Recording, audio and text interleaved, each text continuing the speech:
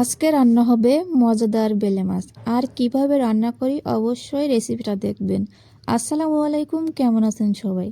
আজকে আমি রান্নার প্রস্তুতিটা শুরু করলাম, সবাই একটু দেখবেন।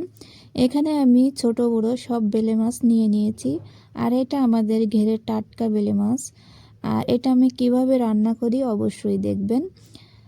সব মশলা একে একে অ্যাড করে দিচ্ছি। এখানে কয়েকটা ঝাল কেটে দিয়েছি। আর দেব 2টা পেঁয়াজ কুচি।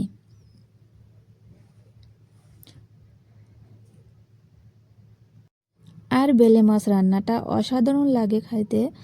আর এখানে অল্প পরিমাণ শুকনো ঝালের গুঁড়ো দিয়ে দিলাম।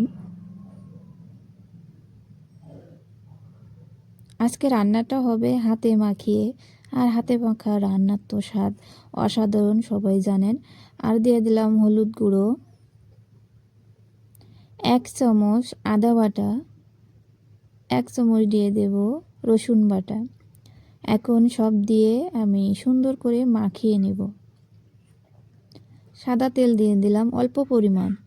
আমি কিন্তু বেশি পরিমাণ তেল দেই না, সব সময় অল্প পরিমাণে তেল মশলায় রান্নাটা স্বাদে আনার চেষ্টা করি। আর অবশ্যই অনেক মজার হয়। আপনারাও একবার এভাবে অল্প তেল মশলা দিয়ে রান্না করে খেয়ে দেখবেন, অনেক মজা হবে। আমি সব মশলাগুলো সুন্দর করে মাখিয়ে তারপরে মাছগুলো মাখিয়ে নিচ্ছি মশলার সাথে।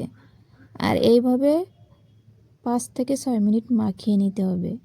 আর এই মাখানোতেই কিন্তু একটা সুন্দর ঘ্রাণ চলে আসবে। যখনই ঘ্রাণটা বের হয়ে যাবে তখনই মনে করবেন যে মাখানোটা পারফেক্ট হয়েছে। এই যে আমার মাখানোটা এখন শেষ। এখন হাত ধোয়ার মতন অল্প পরিমাণ একটু পানি দেব।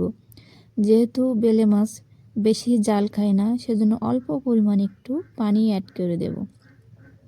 আমি হাত দিয়ে মাছগুলো সব পাতিয়ে দিয়ে তারপরে অল্প পরিমাণ হাত ধোয়ার মতন পানি দিয়ে দিলাম।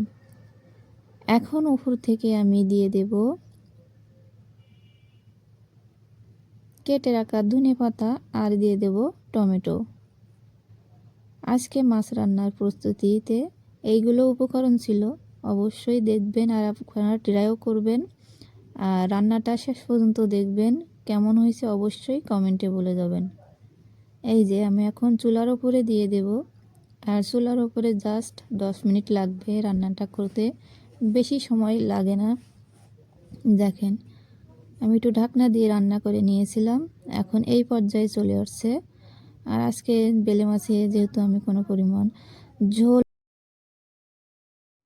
শুকনা রান্না করব। যেহেতু মাছটা টাটকা, তারপরেও শুকনা রান্নবো। একটু বড় হলে একটু ঝোল রাখতাম। একটু লবণ হয়েছে কেমন আমি একটু দেখে নিচ্ছি।